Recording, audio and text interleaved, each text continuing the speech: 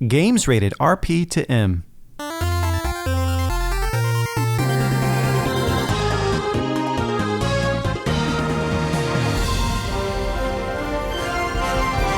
Welcome to Nintendo Power Podcast. This episode, we discuss the big games and big announcements of E3 2019 with Bethesda's Pete Hines and the president of Nintendo of America, Doug Bowser.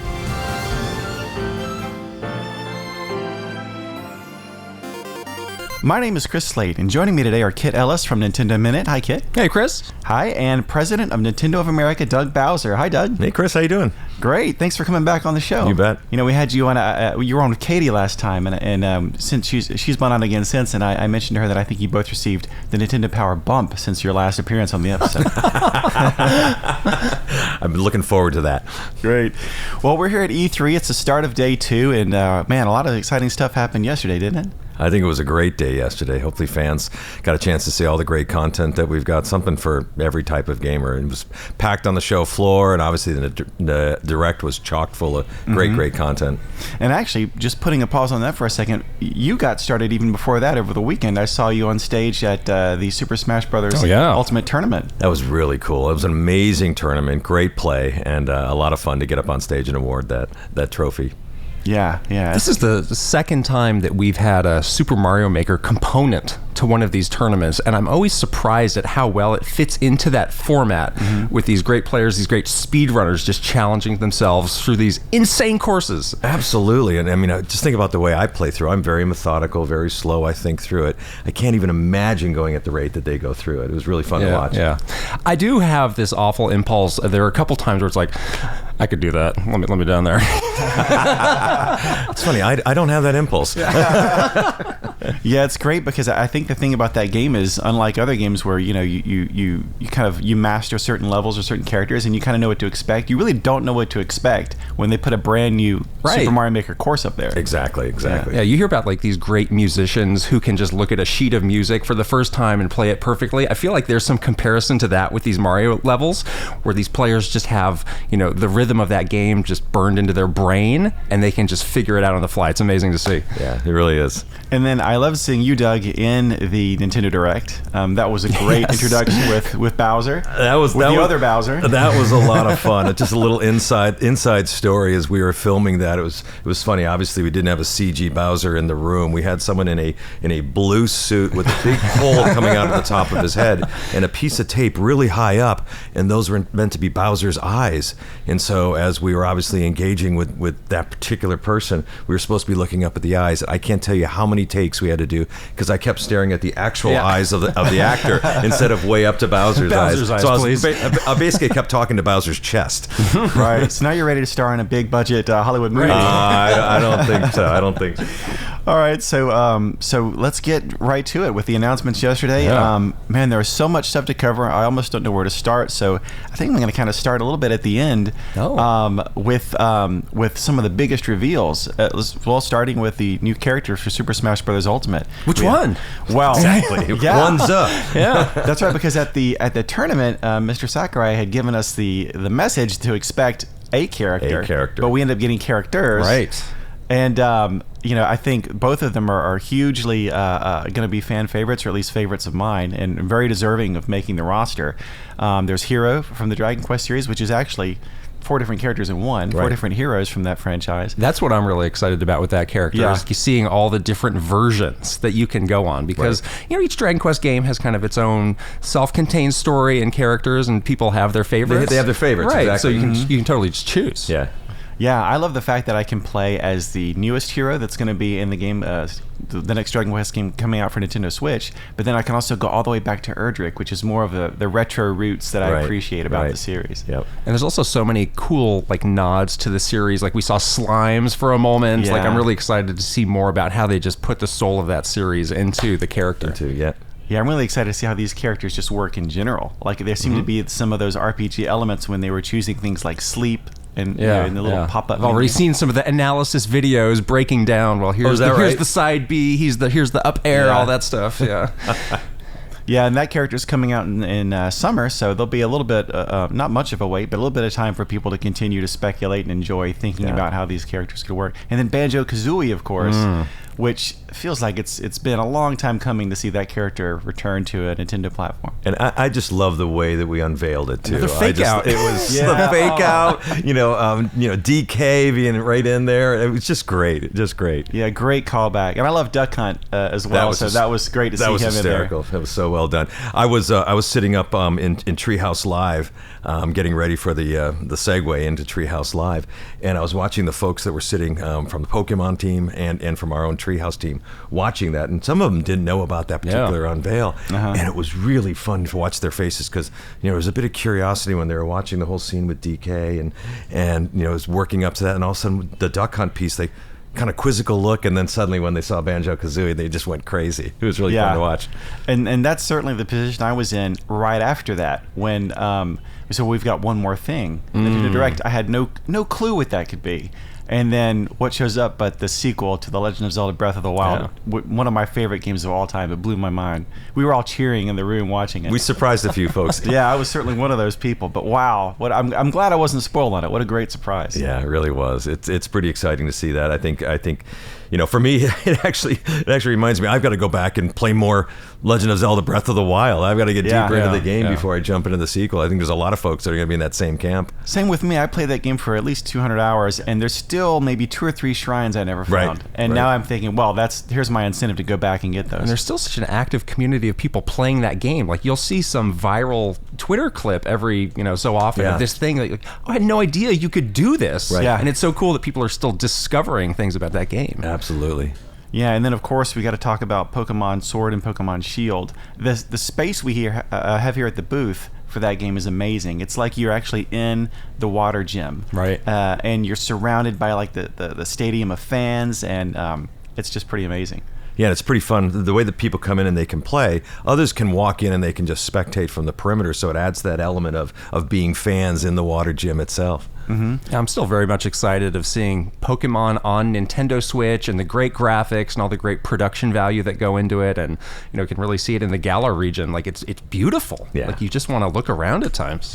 Yeah, it is. It's pretty amazing to see that jump from traditionally the core Pokemon RPGs, of course, have been on handhelds, and now here it is on Nintendo Switch, which can be played on the go, but is also a home console. So you see that big jump in the graphics. All the Pokemon just look, more adorable than ever. Yeah. Oh, they're fantastic. Very colorful and smooth around the edges. Yeah, and we're down on the floor. We're actually showcasing it in TV mode or docked mode, so we can actually show folks how great it looks on a TV screen. Folks know how great a Pokemon game can be in a handheld mode, but we really wanted to accentuate what it looks like on a screen itself, and it looks fantastic. Yeah, and I think people get to try out those Dynamax Pokemon battles. Yeah, which look pretty cool. Yeah. Now, if we're talking about Pokemon Sword and Pokemon Shield, I think we need to go around the room and talk about maybe some preferences in partner Pokemon. I'm a proud card-carrying member of the Sobble Squad. Oh, okay. Yeah. Sobble, fine choice. Maybe you're still thinking through this, but just putting it out there. I've already firmly planted my flag in Camp Scorbunny. Okay. Scorbunny. Okay. Yes. All right. I think I'm leaning towards Sobble. Yes. Yeah. I'm outvoted. Maybe I'll have to reconsider my choices. No. You stick with your choices. It's good to have choices. And then, of course, talking about areas at the booth, my favorite by far is the Luigi's Mansion area. It feels like you've walked into a haunted house. It absolutely does. With just, I don't know how they're doing it, like the trickery of the ghosts flying around, and you kind of see in a dark corner somewhere a giant spider might crawl up the wall. Yeah. We're doing some filming for Nintendo Minute in there today. I have not been. I have been keeping myself... What? Fresh. I don't want to be spoiled. I've heard people say, "Oh, this is amazing. This is like a theme park. This is crazy." It is like a theme park. I'm really excited. It takes me back. I shall not name the theme park, but it takes me back to my youth when I went through a haunted mansion, and it has the exact same feel. The surprise of little ghosts popping up in areas they didn't expect them to pop up. It's fantastic. Every year we have some really special booth magic of bringing these games to life and these worlds to life. Team does an So amazing job, and let's face it, the game is so fun.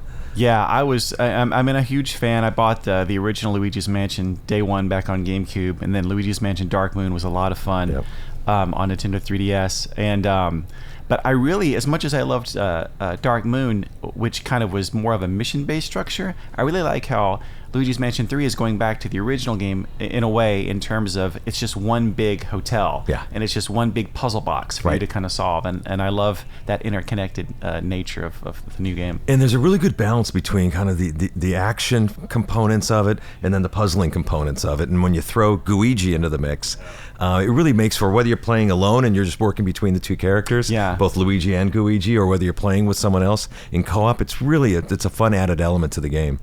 Yeah, it adds a whole new kind of twist to a lot of the puzzles. Right. Like, because there'll be areas where, you know, you definitely want to be Luigi in, but areas you can only access as Luigi. As Luigi, right. So it really starts to, you know, it's more of a brain twister in a lot of ways.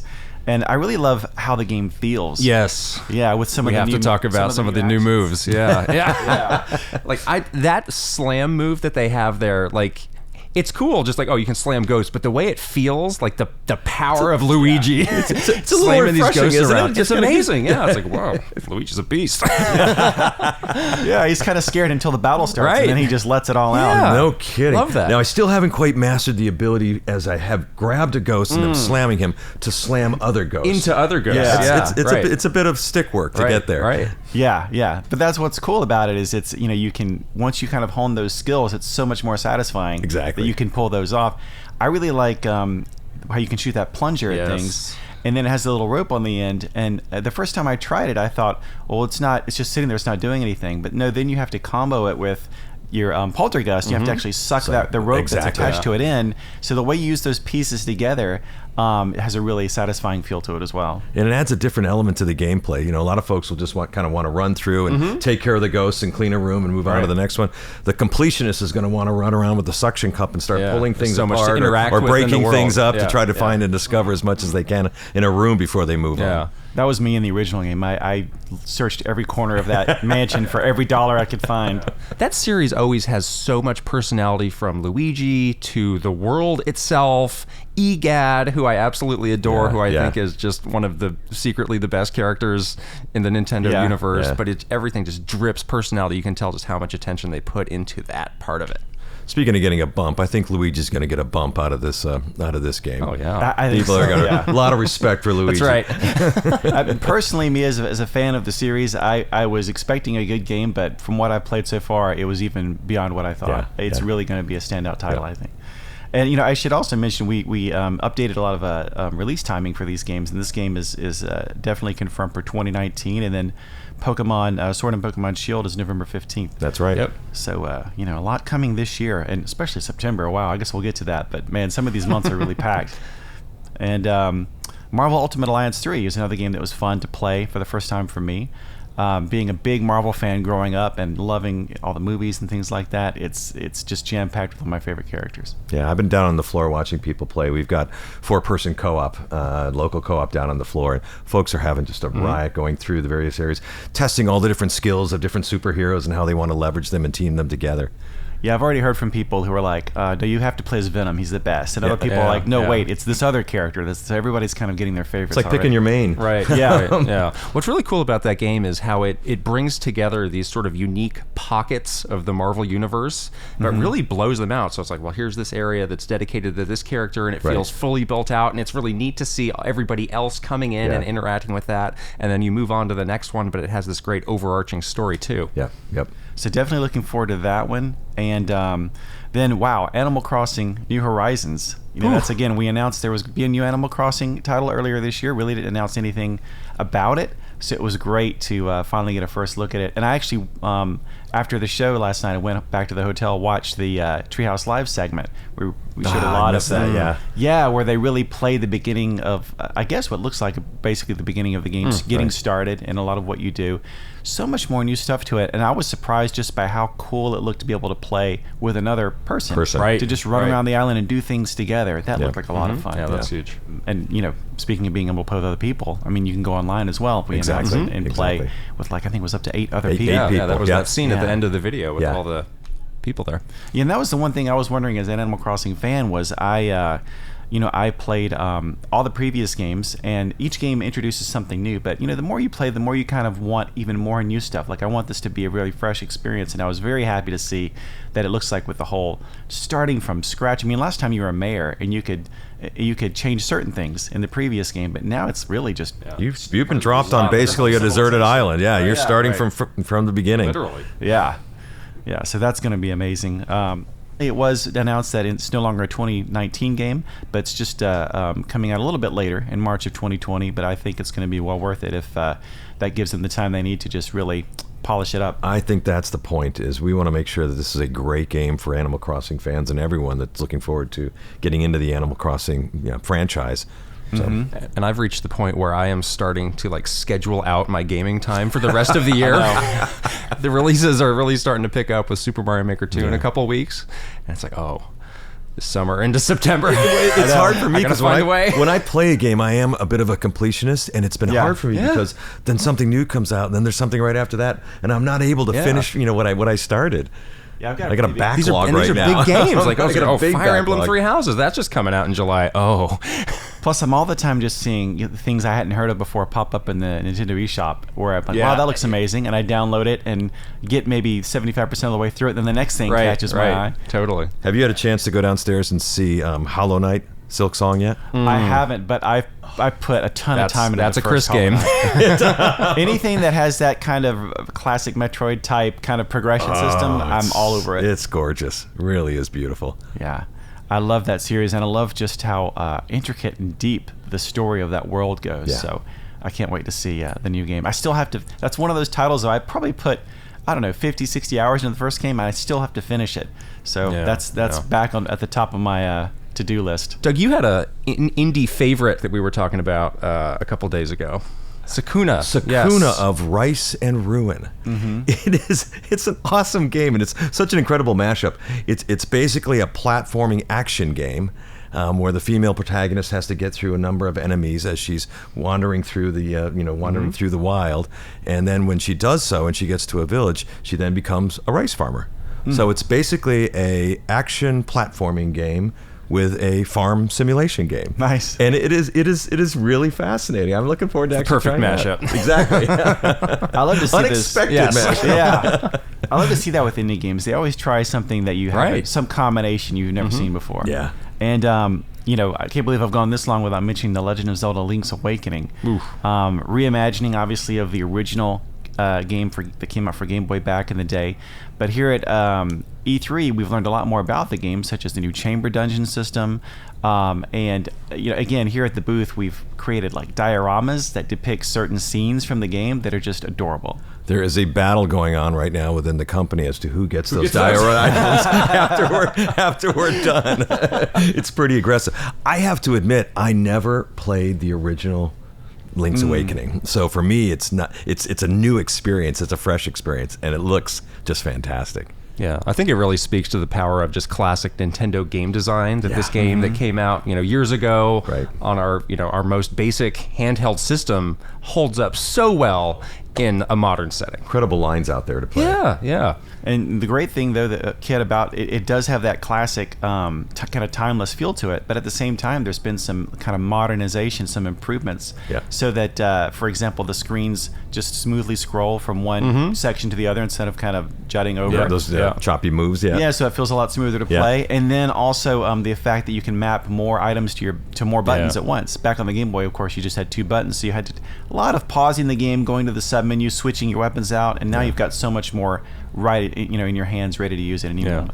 The chamber dungeon feature is really interesting to me because I am awful at traditional Zelda dungeons. There's something about it in my mind that doesn't always click, and I feel like having the ability to kind of piece together my own will help me better understand the mindset of it all, and it might help me get better, actually. Exactly. I guess we'll find out. Yeah. Chris, will you make me a dungeon? Yeah, I'll make you a dungeon. Thank you. If I can take a break from making all my Mario Maker 2 levels, I'm in a big maker mode right now. Yeah. And but speaking of that game, we're not really focusing very much on that game here at the show because it's coming out in just a couple of weeks. Yeah. Very soon. But that's obviously a big title for us for this year, and it's maybe, even despite everything we're seeing here, still maybe my most look forward to title personally. Yeah.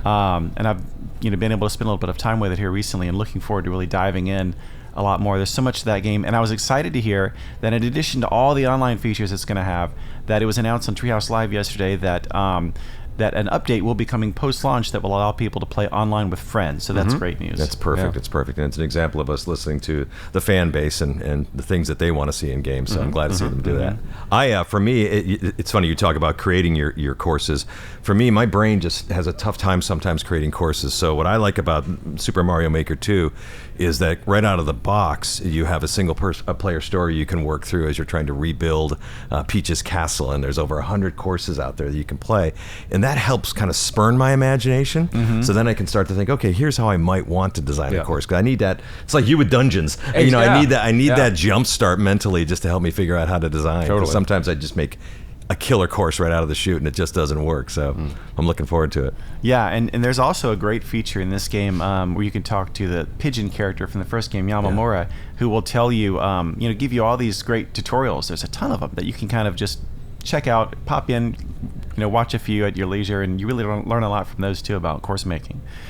And we're running out of time, but I also want to make sure we cover more of this great third-party content that is here. And starting with, as was revealed in the Nintendo Direct, The Witcher 3 Wild Hunt, the complete edition.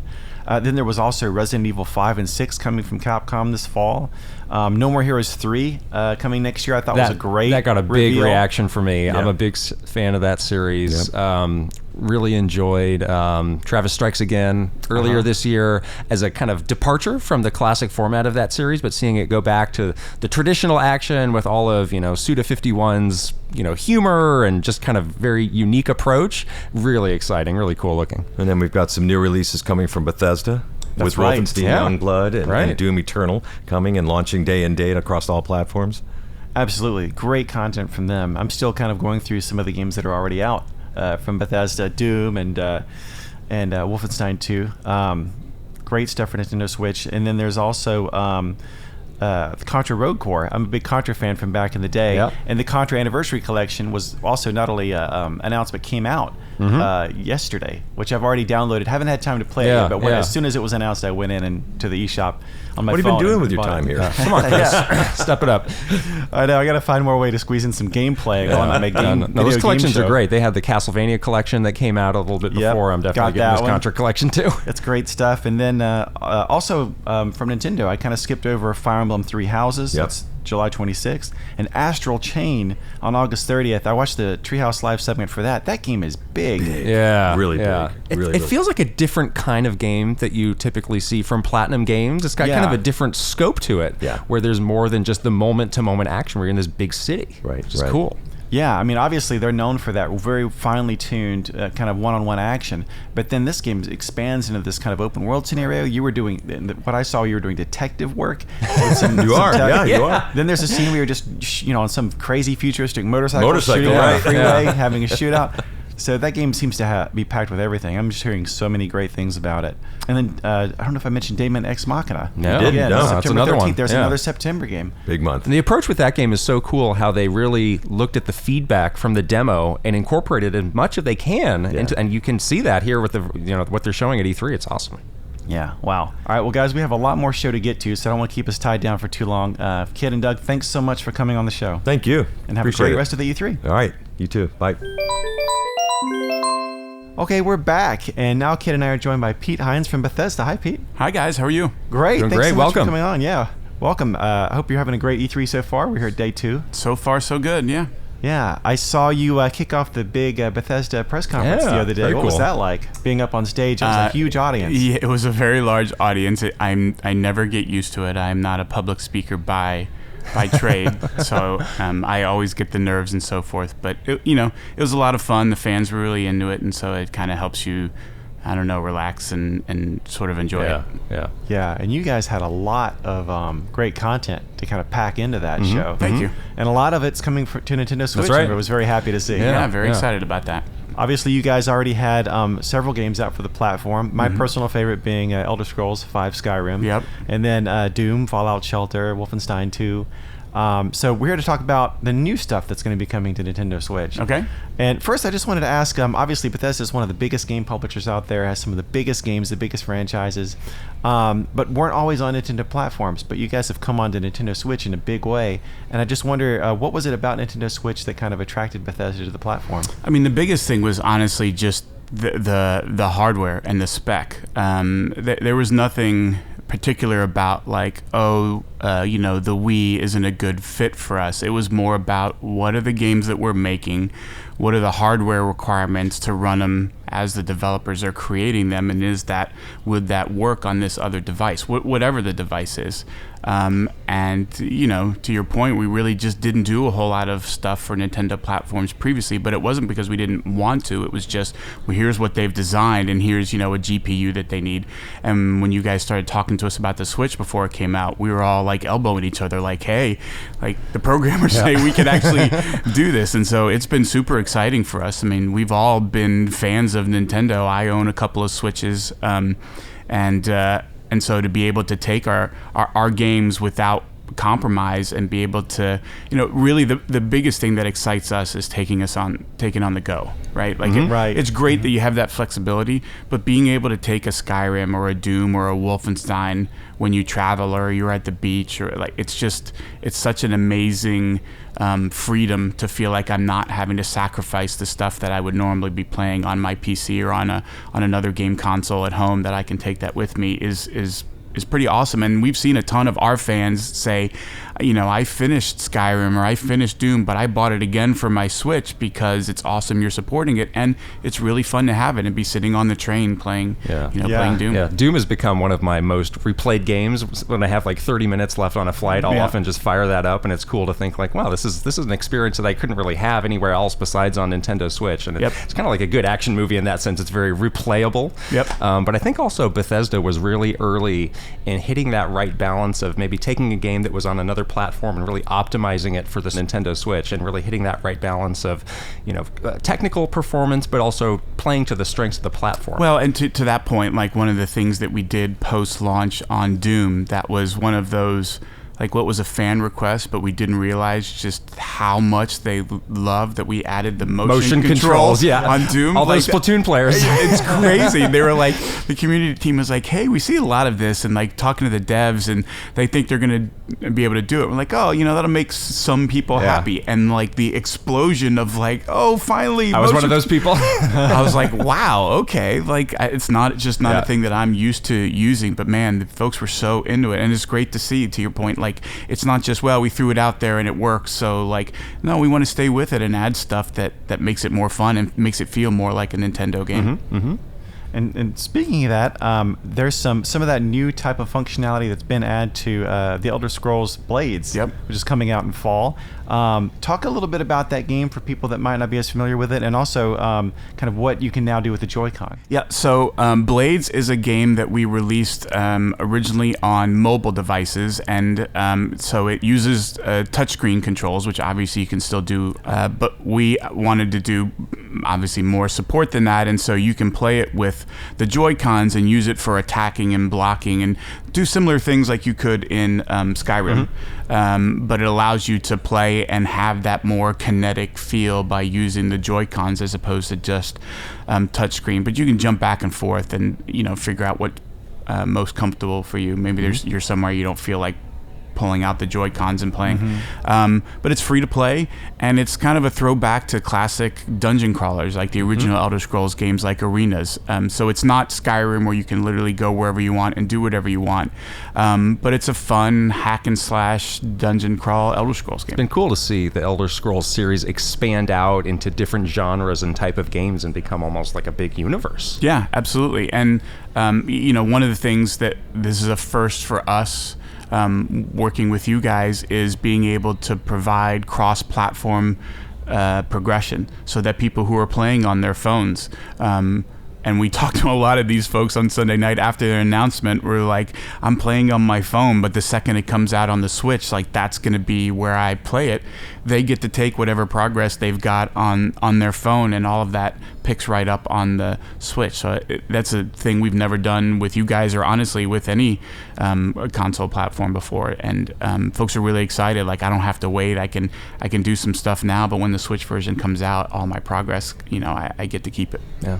That's great. You basically don't have to choose. You can just jump back and forth. Yeah, exactly. I mean, sometimes, you don't take your Switch with you to work, and you're at lunch and you want to pull out your phone and do a little town building or whatever. And it's nice when you go home and you pick your Switch up, like all that stuff that you did carries over. It's not like, oh, I have two separate universes, and so I don't want to play it because this won't count, quote unquote. It's great to have that kind of functionality with you guys. Now, I think the next game, if I'm right, that's coming up for Nintendo Switch from Bethesda is Wolfenstein Youngblood. That's July 26th. Yep. Very soon. Yeah, and obviously that's a highly anticipated sequel. Tell us about that one. So Wolfenstein Youngblood takes place 20 years after the new Colossus, which is available on Switch. If you haven't played it, you totally should. It's an awesome game. It takes place 20 years later, and BJ has disappeared. He is disappeared in France, and his twin daughters, who have now grown up since the new Colossus, have decided to go into France and find out what happened to their dad, because nobody else can do it or is willing to take the risk. And so it's about these two going to find their dad. And the cool part is that you can still play it single player like you can in New Colossus, but because it's a game with two twins, you could also have a friend play the other sister. So you're either playing with an AI companion or with a friend and playing through Wolfenstein cooperative. And each of the sisters has slightly different skills and abilities that you can build up and unlock as you play through the game. But it's just a really fun, lots of enemies, lots of action, and then this added element of cooperation where, the two sisters can play slightly different roles in dealing with some of the different sort of combat scenarios that you run into. Yeah. More so than maybe some other shooting games, I really love the story of the Wolfenstein games, and that's really what hooks me in, and there's a lot of like, whoa moments. Well, I mean, I think that's of all of the things that Machine Games brought to the Wolfenstein franchise when they took it over with the New Order. The biggest thing they really wanted to bring was things they'd done in past games with character and story, right? Wolfenstein was always about shooting and action and so forth, but they really wanted to bring those elements of story and that the characters matter. And it's not like super serious stuff. Like, it's pretty self-aware. There's a lot of tongue-in-cheek and silliness in combining action and humor, but they hit a really great chord, and you do find yourself really being drawn to the characters and sort of what they're about, what their motivations are, and it can be there's times in the New Order and the New Colossus where it hits you right in the feels. Definitely does. But then there's also plenty of just ridiculous, laugh out loud stuff as well. So I think you'll see a lot of that as well with the two sisters. It's pretty fun because this is really their first, like they've grown up under their dad's tutelage to be great like warriors like him, for lack of a better word. But this is really their first foray into enemy territory and going to do this kind of thing, which they've been trained for but never have actually done. And so getting to experience that as they kind of go through it is both sort of heartwarming and hilarious. Yeah, kind of related to the story, I also think the world building is super good in these games, and it's going to be cool to kind of flash forward a little bit and see how the world has progressed. Yeah, exactly. Like what clearly lots has taken place in that intervening 20 years, and we sort of jump pretty far forward without spending too much time explaining literally everything, because there's another game that needs to probably take place in there. But in the meantime, playing as the twins, we've got it here in your booth. Folks really seem to be enjoying it, I can't wait. It's not next month, real soon. First day of QuakeCon, it'll be out. That's cool. Great. Not much longer to wait then. And I love that all these games now they're coming to Nintendo Switch. Obviously, working at Nintendo, that's what I spend majority of my time playing. For sure. So you guys are making it so much more easier for me to enjoy these games. Well, and you know what? It's funny, Chris. For us, it was not just that we're bringing it to the Switch, but we've really, in fairness, we announced Skyrim, like that was like the 18th version of Skyrim or whatever it is. Like we've put out Skyrim and pretty much on everything.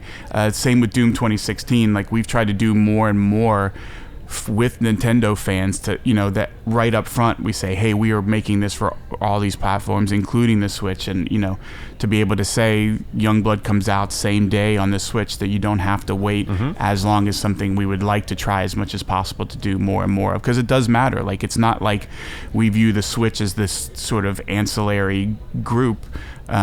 Like we want folks on this platform to be able to play our games as soon as possible, because like you guys, like we're all gamers, and the platform that we play on doesn't really change. Like I get really excited, I want to play it when it comes out. Absolutely. And then of course coming up also is Doom Eternal. Yep. Really looking forward to this one. How does this one change the game up from the previous Doom? Well, in a couple of ways. I mean, one, it's sort of bigger and bolder and doubles down on everything that people loved about Doom 2016. It's crazy to think that that's even possible. Yeah. With how crazy and over the top that game was. But then if you watched our showcase on Sunday, like, wow, they weren't kidding. And some of it is subtle, like he's got a Doom blade now on his gauntlet that helps with finishing moves. He's got a shoulder-mounted flamethrower that you can use, but it's things like twice as many demons, a lot more variety in the gameplay. Obviously Doom is massively about the combat, but there's a lot more sort of environmental elements that I think you get a sense of, or at least I hope you do, because we tried really hard to show some of that stuff that you just didn't see, whereas Doom was basically combat, and not a whole lot else. That they've added some other elements to it. The Doomslayer has additional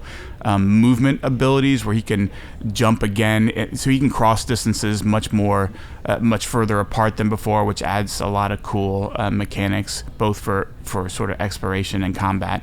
And then the multiplayer stuff that we teased is a pretty massive departure from what we did in Doom 2016, where it's a 2v1 and two players get to pick a demon to control and go up against a Slayer in round combat, and so you get different. Each demon has different powers and abilities. They can spawn in demons to help sort of control the battlefield. So it's you're obviously nowhere near as fast and powerful as the Slayer. So you're using these other things to sort of control the battlefield and try and take out, as a demon, the most deadly demon killer in the world. It's a lot of fun. That mode looked great, and I saw that you guys put a big point of emphasis to say that id was really leading this mode, and obviously they're progenitors of so many of the classic multiplayer modes that we're still experiencing today. And part of that is like the Doom 2016 multiplayer was not done at id at all. They completely outsourced that, and so having that come internally and having them do that themselves was a big goal. But in addition to that, they said, we really want to try something completely different that nobody else is doing. And it's a ton of fun. I'm getting old, as the gray hairs on my head will tell you, and my reflexes are not what they were. I am nowhere near the top of the list of great Doom Slayers in terms of skill. But you give me a demon to play, and I don't care how good the Doom Slayer is. Like, I don't have to be as quick or as fast. I have to be more strategic and sort of outthink him and figure out how to box him in and deprive him of resources. And I've played against Marty Stratton, who is a unbelievable Doom player, and had the closest 3-round match I've ever been in. It was literally 1 point in all 3 matches, and lost because I put a thing down and just left a tiny little sliver of space for him to slip through that he figured out. But that's so much fun for me that I can in a multiplayer Doom game be so much more competitive than I could have been if it's just straight up shooting. And so as a dad of 2 boys, one about to turn 16 and one 20, like I just imagine the 3 of us playing a whole lot of Doom Eternal. Dad is always going to play as a demon, but the other 2 can take turns flip-flopping between the Doom Slayer and demons. And I think, folks, we're going to show a lot more at QuakeCon next month. I think you're really going to like where they're headed. Yeah, these Doom games do give me, in a sense, a bit of a Nintendo vibe, in that you have taken a classic series, a classic IP, and totally changed it in really significant ways, but in ways that still retain the core essence of what it was at its heart. And you're celebrating a big anniversary for Doom this year as well. Yeah, this is the 25th anniversary of Doom. I mean, it was not the first person shooter that actually goes to Wolfenstein, also an id game. But Doom is definitely the one that made it massively popular and widen the appeal of it. And so it's pretty cool to be in the midst of shipping a new Doom game while we're also in the 25th anniversary, and we've got a lot of stuff planned at QuakeCon, and who knows, maybe some more surprises for Nintendo fans. It seems like you got a really special team overseeing the Doom franchise these days. They're doing an unbelievable job, and I think that was a great way to put it, Kid, that they have retained a lot of the soul and essence of Doom, but managed to evolve it in ways that makes it feel very modern and fresh, which sounds very easy, but is incredibly difficult to execute in a way that resonates with players, and I think they've managed to do just that. Well, that sounds awesome. Is there I'm looking forward to all these games. Before we go, is there any last thing you'd like to mention to Nintendo Switch fans? I mean, honestly, thank you guys so much for your support. We talk a lot with Nintendo, and it's great to see sort of how many folks play Nintendo stuff that try Bethesda games, and how many folks come in and have been getting Nintendo Switches just to play Bethesda things and then moved on to start playing other things on the Nintendo Switch. I mean, it's clear that with the kinds of stuff we make resonates with the Nintendo audience. It's been awesome working with you guys, and we're really excited about what we have in store for this year, and honestly all the stuff that we're working on down the road. So super excited, and thanks for your support. Absolutely, and I think there's a lot more overlap than people might initially think with Bethesda games and traditional Nintendo franchises. When you think of someone who enjoys The Legend of Zelda Breath of the Wild, for example, it's an easy next step to go then play something like Skyrim. Oh yeah, and believe me, I've talked with you guys, and the crossover there is pretty substantial, like in both directions, right? Like if you like big open world RPGs, like Breath of the Wild and Skyrim should be 1 and 1A on your list. So absolutely awesome. Well, Pete, thank you so much for coming on the show, and again, really looking forward to these games, and keep bringing more great content to Nintendo Switch. Will do. All right, Kit and I are back. It's day 3 of E3. We're wrapping up the show. Last day, we sound bad and we look worse. Yeah, it's a good thing this is an audio-only podcast. But it's been a blast, and I thought we'd close things out here on the show just talking about our top 5 favorite things from E3. Now, this could be anything: games, announcements, booths you saw, anything you like. This was tough. There's definitely more than 5 things that stood out. Yeah. There was a lot of great things for Nintendo Switch, not only from Nintendo, but from a lot of third-party booths that are here. A lot of stuff to look forward to. So, Kit, so we're going to count down, That's right. Yeah. Starting with number 5. Number 5 to me is the sequel to The Legend of Zelda: Breath of the Wild, and the only reason it's number 5 and not for number 1 is that we obviously didn't get a ton of information. But recently, Breath of the Wild unseated Super Mario 64 is my favorite game ever. I thought that would never happen. I always thought Super Mario 64 would be it for the duration of my life, but I had some soul searching, some deep introspection, and that game really is so amazing. I have to recognize it as my favorite ever. So to be getting a sequel to that is really special and really going to be awesome when it finally comes out. Absolutely. It's one of those things that I'm okay with it, with not knowing when it's going to be ready. Yeah. But just knowing that it's out there, that it's coming, it's going to be something to look forward to in the future. Exactly. You always had to have games like that. Now, I have to ask, though, what was it about the game that changed your mind recently as opposed to, let's say, back when the game first came out? Well, I obviously really loved it out of the gate, but I wanted to give some distance through time to see how I felt about it. And, I thought, well, am I going to come back to this game? Is my memory of it going to stay as positive as it was? And it's actually gotten better. I've gone back to that game quite a bit, as you were saying, still trying to cross off some of those last shrines, and just, now that I've done so much of the game, just the kind of open-ended wandering around is really fun to do, and just there's still so much of the map that I haven't seen. It just feels like a game I could be playing literally forever. Yeah, I'm definitely going to go back to it now that I'm all hyped for the new game. Yeah. All right, so my number 5 is Astral Chain. And, and that wasn't playable here at the booth, but we saw a lot of gameplay on Nintendo Treehouse Live during the show. I think that trailer in the Direct was one of my favorites. It was just like pure adrenaline. That game is going to be, like we were saying, a different take from Platinum Games, but it's definitely still got their fingerprints all over it. Yeah, there's so much more to it with the investigating that you do, and exactly how you work with your Legion as kind of a 2-man team. Right.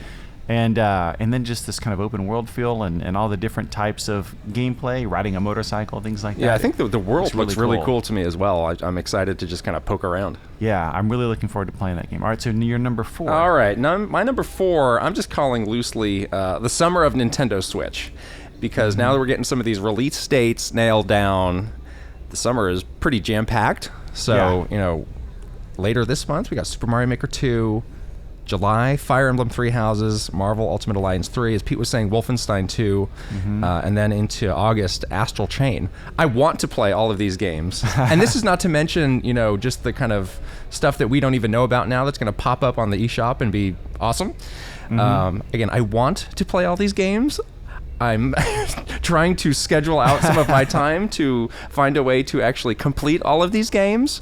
But if it goes beyond the summer, that's fine too. But it's really cool to have so many heavy hitters coming just over these summer months. Yeah, and even then beyond summer, there's a nice pace of games Right. coming out for the rest of the year. There's stuff to look forward to every month, and I was already planning, as people who have heard this show the last couple of months will know, to spend an inordinate amount of time in Super Mario Maker 2. So now I'm going to have to carve out... You don't say. Yeah. You might not know this about me. I haven't heard this, actually. But I'm going to have to carve time out of that just to play all this other stuff. It's a great problem to have.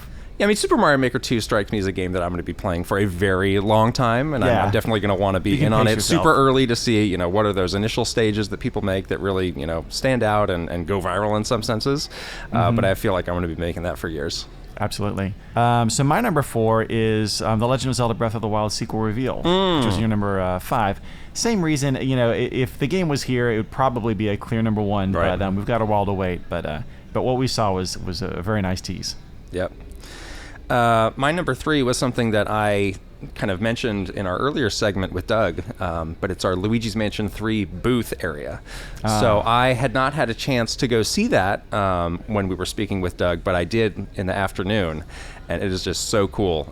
It's like we're saying, it's definitely got a theme park vibe to it. We actually went through with the game's developers, so they were giving us, they were pointing out things like, oh, look, this is exactly from the game, and look at this, and look at that. It's it's styled like this haunted hotel. And there's actually bellmen standing at the outside, and you come in and you're in this big kind of entry area, and that's where all the games are, and it's very dark, and there are projections of ghosts that are flashing around, and there's crows flying around, actual physical crows that are moving around in there. There's a chandelier that seemingly randomly falls down. There's lightning strikes that can happen, and then you walk up to the front desk and a ghost just pops up. I guess when you get within certain proximity, it just pops up and starts talking to you. It's just so cool. But again, that game is all about the personality of the characters and the place that you're in, and the personality of the place is just dripping through this booth area. Yeah, I've said this before, but if I could play Luigi's Mansion 3 from beginning to end in that room, I would. Yeah, totally do it. Oh, that's a great idea. Yeah. And I actually saw your tour of that room, and it's in a minute. Really fun. Yesterday, so people should check it out and see it for themselves. It's not quite the same as being in that place. Right. It's still great to watch. So that was your number 3? That's right. All right, so my number 3 is going to be the Super Smash Bros. Ultimate DLC Fighters reveal, Hero and Banjo. Yeah.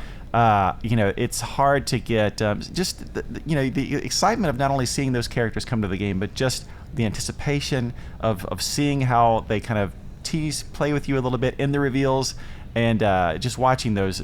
I can't think of anything more fun, really, than watching the reveal of a new Super Smash Bros. Ultimate. It was character. a fun couple days at the Smash Brothers tournament that we had earlier in the weekend when Mr. Sakurai said there's going to be an announcement, and people just started going in all sorts of different directions. Well, maybe it's this, maybe it's that. I don't know how many people were thinking there would be 2 reveals though, and so that was a nice bonus surprise. But yeah, those definitely stood out. They were kind of bookending the Nintendo Direct, one at the beginning, one near the end. Yeah, perfect way to start and perfect way to end. That's right. For sure. Yeah. Well, so my number 2 is the Super Mario Maker 2 Invitational, and just watching those players go through those levels and really challenge themselves. Now, I do have an update on this, which is that I got to play some of those levels yesterday. Yes. How did you do? Because I remember you telling us earlier in the episode that sometimes you thought maybe you could do a little bit better. So the one that I was really itching to play was the one at the very end where they were dropping the icicles onto Bowser. I didn't get to play that one. The one I did was the kind of 2-player stage. I was doing it with Krista, and that one's all about hitting those on-off switches to kind of get through those areas. And it's got some kind of old school Mega Man vibes where there's platforms that kind of phase in and out, and you have to time your jumps. Yeah. You know, when you start the jump, there's nothing there, and you're just kind of hoping that the platform is there. We are not professional speedrunners, believe it or not. But we did make it all the way to the end, and we're within inches of the goal when the timer expired. Really? Which was just a brutal, savage way to lose. Oh, so close. Yeah. And I was surprised that we made it that far, but we totally lost track of the time, and that's what happened. Well, I believe it was announced, possibly even during that tournament, that we're going to find some way to make those stages available for everyone to try, so you'll have another chance. I think I will. Yeah, and I definitely want to try all those other ones. But again, those are made by our Treehouse team, and just their ingenuity and their creativity is definitely standing through, so I give them props. Absolutely. I've got to talk to those guys and get some tips. Yeah. All right, so my number 2 is The Legend of Zelda Link's Awakening. First of all, I love those cute little dioramas that they have down. Those are amazing. Yeah, those are amazing. And, you know, it's. I remember loving the original game on, I think the version that I actually played was The Legend of Zelda Link's Awakening DX on Game Boy Color. That had added not only color graphics, but a new dungeon. Right. And so I have very fond memories of playing that way back when. So I kind of get those nostalgic feels when I'm playing the new game. But at the same time, it's been so long, I've forgotten everything. I spent an embarrassing amount of time just trying to find the sword at the beginning of the demo for this new game.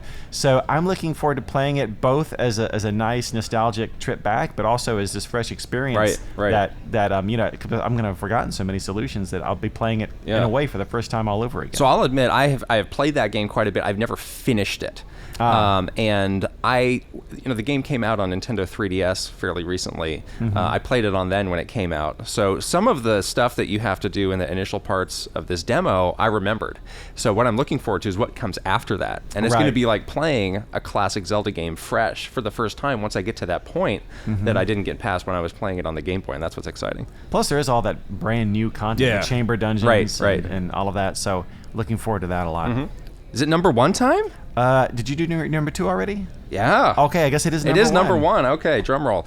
My number 1 is just our developers, and E3 is a really special opportunity because several of them travel to Los Angeles to be at the show, and we're able to spend time with them, and that's not something that we always get a chance to do, but it's really fun to just see the show through their eyes, to see their games through their eyes, get a glimpse at what the people behind the games, I really think of somebody like Mr. Miyamoto and a Mr. Tezuka, who have worked together for literally decades, and are still such close friends, and to see them interact, and it really puts a personal touch behind the games that you're playing, and it really does.